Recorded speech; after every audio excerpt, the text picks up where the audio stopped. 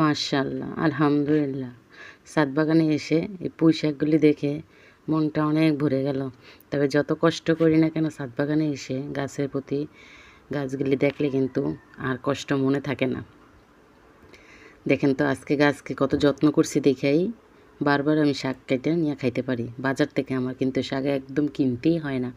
আমি যতবার কাটি ততবারই কিন্তু গাছগুলি বাড়ে, কারণ যত্ন করি বারবার তার জন্য।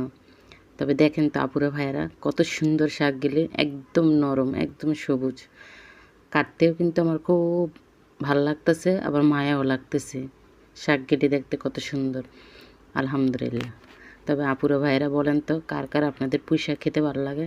আমি তো অনেকবার পুঁই শাক রান্না করছি, শুটকি দিয়ে বা চিংড়ি মাছ দিয়ে বা ভাজি করে, কিন্তু নিজের হাতের লাগানো পুঁই শাক কিন্তু সব রকমেরই ভালো লাগে খাইতে।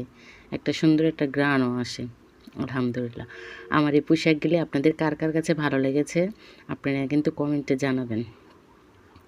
আল্লাহ হাফেজ।